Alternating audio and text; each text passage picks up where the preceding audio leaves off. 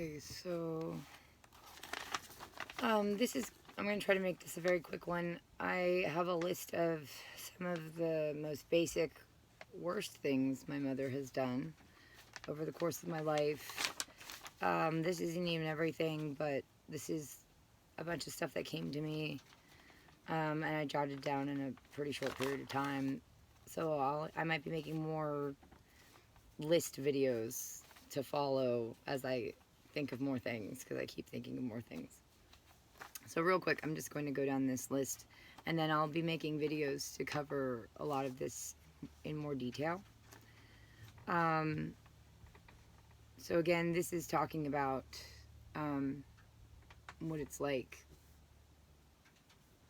being the child of a parent with a cluster B personality disorder, both as a kid, being raised by them, and then as an adult kid of them. I managed to make it to work yesterday. Late. I was late, of course. And by the time I was done, I wanted to cry. I was in so much pain. People, like, the people I was working with looked concerned for me. Even customers I was helping looked concerned for me. Or, like, they were seriously like, are you all right? Like, do you need to sit down? Should you be working? It's really weird to see that there's more concern on total strangers' faces for your back condition and how much pain you're in than you see from your own mother. And I'll also be making another video very shortly that's a list, I'm working on it now, a list of all the lies and misleading statements that my mother just recently told a judge.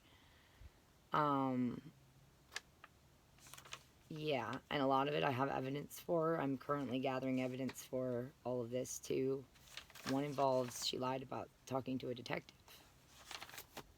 So that's coming up. Stay tuned for that in a future video. Alright, let's get on with the list. Number 1, corrective shoes, flat feet, ignored doctor, back problems. So yes, she was told when I was a toddler and I was not developing arches in my feet. She was told by a doctor that she needed to make me wear corrective shoes to develop the arches in my feet. And she told me later when I asked her why she didn't, that is because I threw temper tantrums and she didn't feel like dealing with it. So she just, and for those of you who don't know, not having arches in your feet almost certainly leads to back problems, particularly lower back problems, because the arches in your feet are there to help absorb a lot of the shock and tremors from the impact of putting your feet down on the ground all day. My back is pretty good today. It's still pretty stiff. It was okay once I got an Adderall into me. It was the same yesterday. I was so stiff I didn't think I'd be able to move. I was lucky I had my book bag with my Adderall in it right next, like within reaching distance, and I popped one of those in, and when it started to work its way through, I could start to slowly, carefully get up and then get myself going. Once I get a bit more moving around, it's not quite as bad, but it was still it was really bad yesterday. And it's taking me like forever just to bike from one side of an island to the other side of an island. It's typically like a 15-minute bike. It's taking now over like 30 minutes for me. Anyway, so let's move on. Number 2.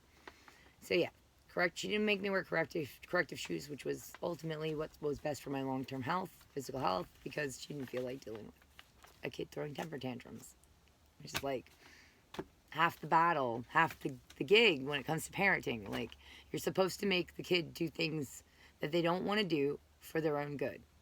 Like go to bed and take a bath and learn math and eat their vegetables. Number 2, at 14 years old, a doctor told my mom to take me to a back specialist, and she ignored him. So, of course, I had next to no arches in my feet. Back problems started to develop when I was 13, 14. And I had to go in for a physical, regular yearly physical. My mom didn't even bring it up to the doctor. I was the one who brought it up because it had happened already like 2-3 times at that point. over the course of like my 13th year. And I think I was like 14 when I told the regular doctor about it. And he turned to my mom and said, excuse me, he turned to my mom and said, you need to take her to see a back specialist. She's too young for this to be happening, and her breasts aren't big enough to account for this. And she just chose not to do that. Let me clarify. She took me to a back specialist over a decade later when I was like 28 years old, and I begged her on my hands and knees, please help me, please. She watched my back slowly deteriorate over the course of over a decade of that time, between the age of 14 and about 28 years old. Yeah, that's a whole other 14 years. That's a whole other 14 years that she watched my back deteriorate. She had been told to take me back to a back specialist, and she didn't bother until I could literally, I couldn't move. I practically couldn't move, and I was begging her in tears, please help me. Then she took me to a back specialist who did a very expensive, involved, life-threatening surgery that, like, sort of, like, deformed my back. I've got a scar, you know, whatever. All maybe very likely could have been avoided. And also, and she told that to the judge. She said it as a misleading statement that she did take me to a back specialist over 14 years later.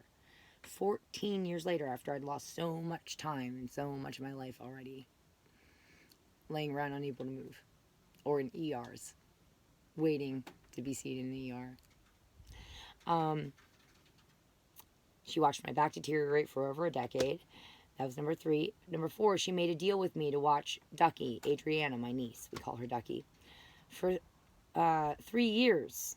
And then my grandfather for about another 2 years, while she and my sister Megan finished school. She said that she'd pay for me to go back to school as in return once I was done being needed watching my niece. And then my grandfather, she said she'd pay for me to go back to school. And she never did.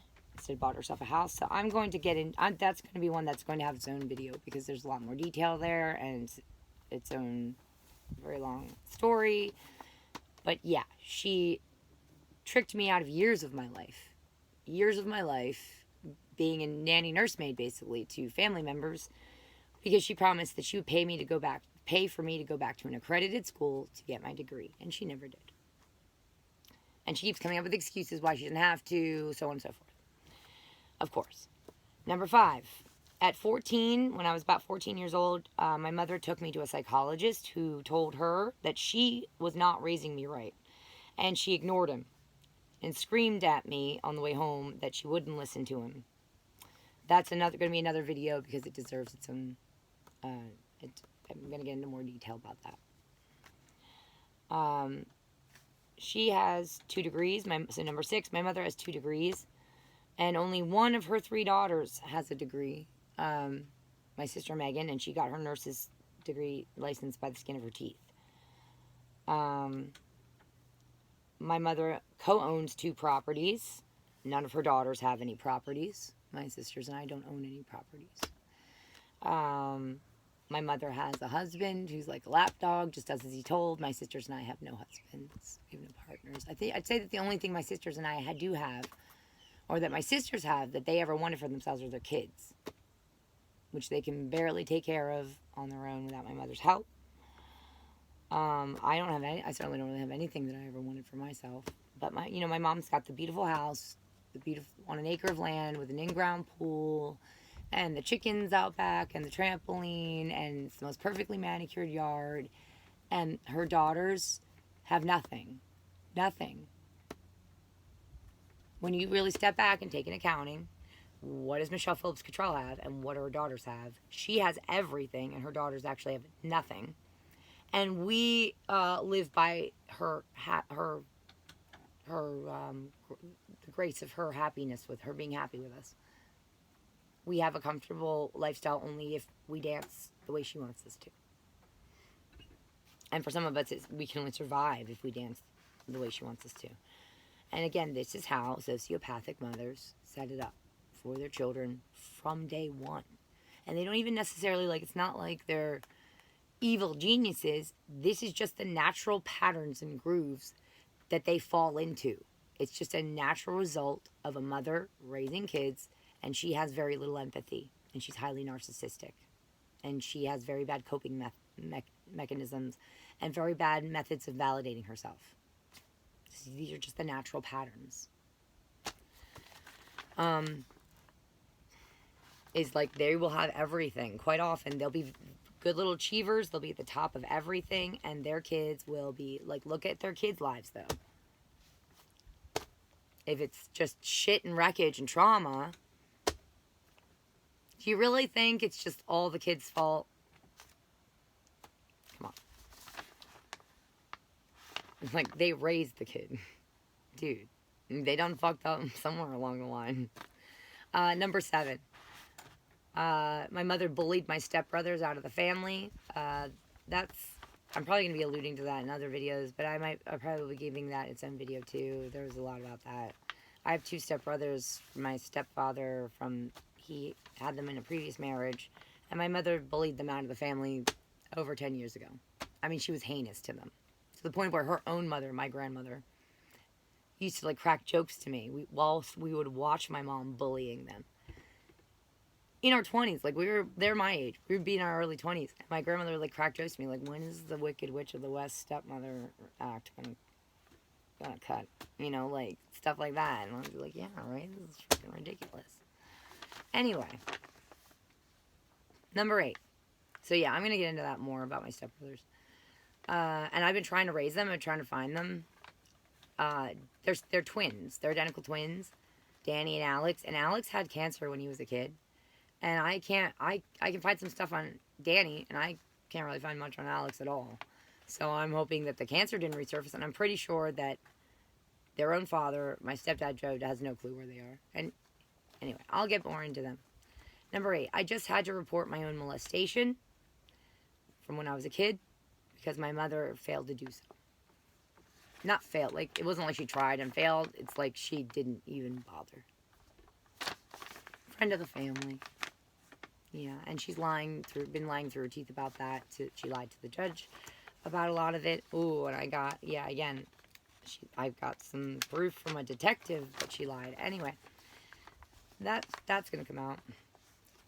Number 9, she shanghaied me in New Jersey when I was a college student, going to SAIC, the School of the Art Institute of Chicago. That's gonna get its own video. Yup. I decided I didn't want to come home, be at home for the summer, set myself up with a job and a place to live. And she decided she didn't like it. She didn't like me being out there. She didn't like me not being around near her if I wasn't in school, doing classes. So she tricked me and trapped me and shanghaied me. You'll see. We'll talk about that. That's called life sabotage. That's straight up sabotage. And then she has the audacity to turn around and go, why aren't you successful? Why don't you have money? Because you sabotage me. That's why, is what I want to, like, scream at her. What the fuck is wrong with you?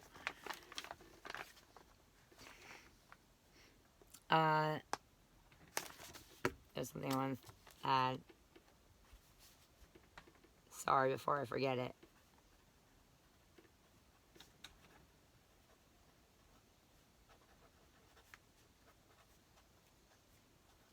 Okay.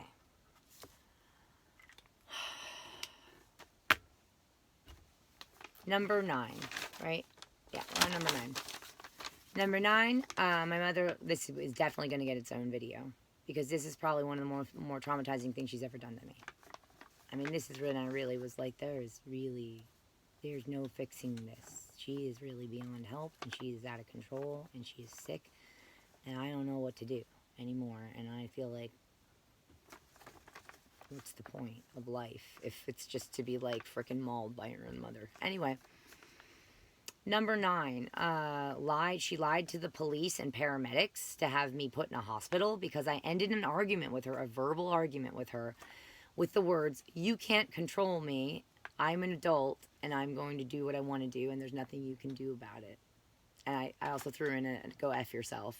So it wasn't being particularly nice, but I was also just a young adult asserting my independence, and will over, the ability to control my own life.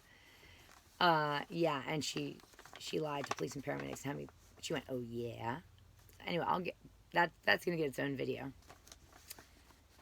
Number 10, she threw away all my clothes because she got mad at me. I was an adult.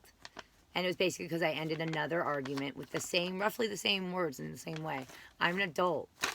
I'm going to do what I want with my life. I don't care what you want me to do with my life. I'm going to do what I want. There's nothing you can do about it.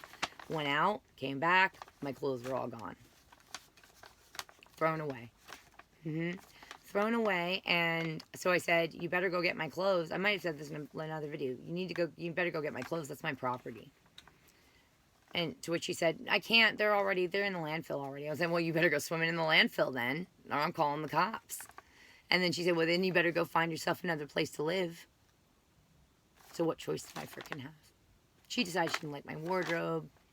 She didn't like anything I was doing with my life. She was just going to forcibly start to change all of that.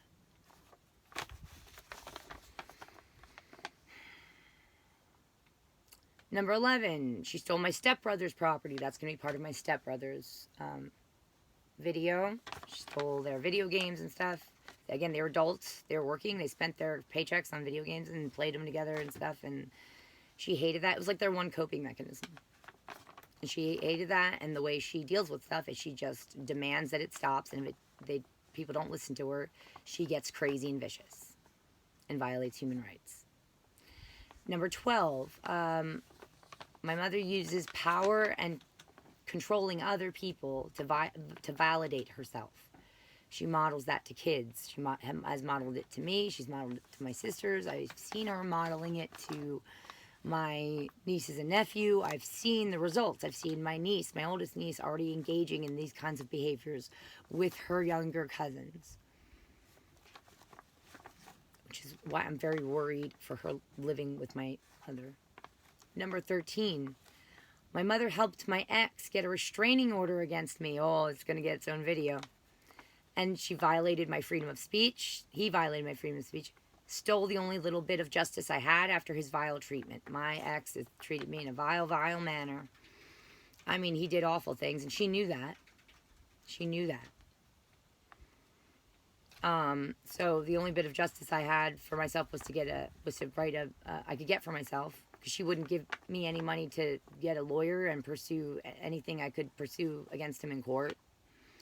There were things, in fact, I had a little bit of free consultation with one lawyer, and he said that, yes, there are things that can be done, but I couldn't afford a lawyer. He drained me of everything before he threw me away like I was trash, the father of my child, less than 6 months after our daughter died. Anyway.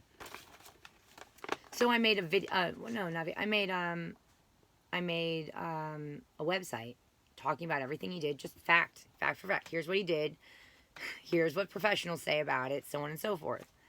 Even a professional who met with him and with me told me he has NPD. So it's not just my opinion. A professional with like 20 years under his belt of clinical practice, who my ex's mother picked out, told me my ex had NPD. He did disgusting, vile things to me. He used me. So the only thing I could do was write up a website talking about the things he did. And so, of course, he wanted that taken down. And so he's looking for any way to construe, like, harassment. So if he could have gotten it based on just the website, he'd have done so, like, years prior, because the website had been up for years. It was my mom contacting him. And she let it roll because it looked good for her, because I was in the process of trying to get a restraining order against her. Yeah, no, that's going to get its own video. I'll get in, I'm like going to get into that in more detail. My mother traps people in situations where they need her, and then she violates their boundaries to prove to herself that she's in control. If you don't accept it, she leaves you high and dry and or sabotages you. Yes. 15, my sisters and I all need her financial help to survive, and we're all in our late 30s. I think I mentioned that's kind of a tack on to the other part. Number 16, I was diagnosed with PTSD in my early 20s. Hadn't really been living a lot of life yet. as an adult out in the world. PTSD in your early 20s means that's from stuff that happened in your childhood. I was diagnosed with PTSD from things my mother did to me from her abuse and or negligence. Again, which is just another form of abuse. My mother cut off my sister's hair. She chased my youngest sister, Megan, around the house once right in front of me and grabbed her by the ponytail with a pair of scissors and lopped off all of her hair. Just cut the whole thing right off because my sister lied to her. I think that was a bit, not a bit, it's quite inappropriate form of discipline. My grandmother, my mother's mother, on her deathbed, and my mother admitted to this and said it to me and my aunt and my uncle repeatedly. My grandmother begged my mother on her deathbed not to poison her. My mother was begged by her own mother not to poison her mother on her deathbed. So my grandmother said, Michelle, please don't poison me. What I was told exactly was my grandmother said, Michelle, I'm sorry, please don't poison me. Michelle, I'm sorry, please don't poison me. And last but not least on this list, but again, there probably will be more. There will probably be another video with another list. Again, this has been told to me by more than one person, by more than one of my mother's siblings. When they were all growing up, my mom has 3 siblings. She's the oldest of 4 kids. When they were all growing up, my mom's younger siblings and some of their friends used to call my mother Little Hitler. I'm Little Hitler's daughter. I think I mentioned that in another video. Hi, it's been rough. Yeah. So yeah, that's it for this list. I'm already working on a list of the lies and misleading statements my mother said to a judge recently. That I'll be making a video about, and I'm also obviously going to be presenting this stuff to the judge and contesting the judge's decision because my mother just went in there and flat out lied. This is ridiculous. This is so ridiculous that I have to do this with her. It's absolutely, and again, like more of my time wasted, more of my time sucked up that I could be doing something more important with my life and really helping people who really need it instead of having to battle my vicious monster of a mother in court. But this is actually part of like the meaningfulness for me, which is another thing she did. She misused a text I sent to her in court. She took it out of context and she read it. And I have to find the text and pull it up and read it and read you the part she read. And then obviously once I read the full context, you'll understand. But it was like, because I want to be an investigative journalist. I want to stop bad people from doing bad things to kids and abusing kids and trying to get away with it. And sacrificing children to help themselves. So I sent her a text that was like, you wanted me to work? Fine, I found my work. And it's you. Like, it's you and people like you. So my mom read that off to the judge to make it sound like I was this vicious monster trying to come after my mom. So it's not even from that far long ago. It's from like June or July, I think. So I'm just going to dig that text up also and make sure I have that in full context to show the judge. So I can be like, hey, Your Honor, look, I don't know if you've noticed the trend here, but this person, calling itself my mother, lies by telling the truth and framing it in a certain way so that it's misleading. That's how the most skilled and clever of liars operate. Typically, they're called psychopaths and sociopaths. This is just, yeah. But, so we'll see. We'll see if the judge has any sense. Although, also, I'm probably going to be reporting that judge because she didn't run that courtroom appropriately at all. She allowed my mother to give certain kinds of testimony that she wouldn't allow me to give. So that's implying that my mother has more rights in that courtroom than I do. She shut me down and silenced me and said my testimony wasn't relevant, even though I was testifying to things my mother had done to my stepbrothers. And my mother had earlier, and I was shut down and said that wasn't relevant. It's hearsay or something. They have nothing to do with the whole thing. And it has nothing to do with the initial incident we were there for. But yet the judge sat there and passively and intently listened, not passively, intently and patiently listened, that's the word I was looking for, patiently listened to my mother give testimony, false testimony, lie, saying that it was in one of the misleading ones, saying that I punched my sister in the nose and gave her a bloody nose to make me sound violent.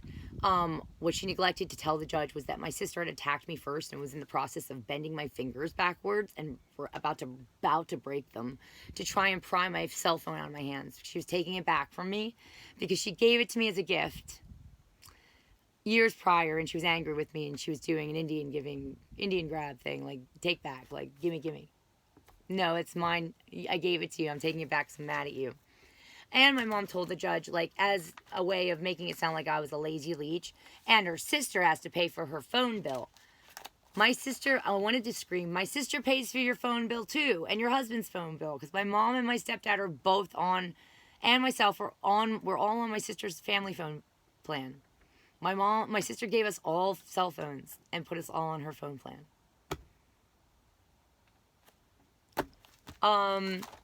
But I'm the leech. Oh. So yeah, no, I'm not. My mother's the leech. She's the emotional leech. She has to leech validation and emotional support out of children, out of her own children, when we were children, and now even when we're adults. My two sisters have their own kids. They have to be worried about validating. You know, they don't have to worry about they shouldn't have to worry about validating my mother too. She's their mother, not the other way around. It's not their responsibility or their kids' responsibility to validate her. It's her job to validate them and be emotional support for them. It's never a kid's or a grandkid's job to be emotional support or offer validation to a mother or grandmother. Never. You're doing the opposite of parenting then if you're doing that to your kid or your grandkid. You're not doing your job. So, which I've pointed out to them for years, and to my mother specifically for years, and I'm silenced, I'm told it's none of my business, I'm told shut up, and blah, blah, blah, blah, blah, blah. So, and I'm told also that they know psychology. We know psychology, Kate. You don't live like you do. Explain it to me. Anyway, it's almost a 30-minute video, and I was trying to keep this short. Apologies. I'm going to end the video now and post it, and then I'm probably going to be making another one soon. I don't know what's going to happen with my back because I'm out of medical marijuana now. I have like a half a joint left, and that's it. And that's like, I guarantee that's the number one thing. The Adderall might be helping take the edge off the pain, but the medical marijuana is the number one thing helping keep the swelling down and keep it from flaring up again. And it helps my PTSD a lot. So, I don't know what's going to happen. I don't know what to do. I'm luckily off today. I'm hoping my back doesn't get worse now, for work in the future. I've barely been able to manage like 5-hour shifts. Seriously, yesterday I was on the verge of tears.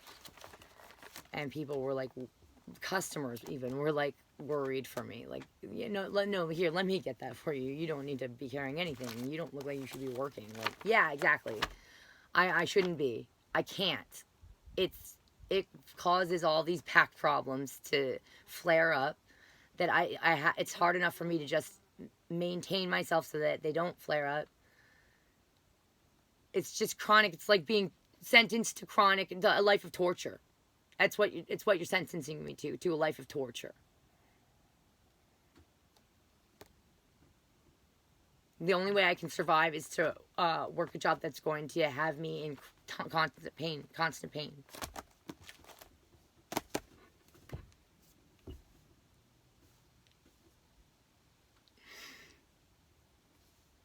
That's torture. You're sentencing someone to a life of torture. And again, this all could have been avoided if my mother had just done a few simple things that she was supposed to do as a mother years ago. When she had the ability every ability to do it. Every ability.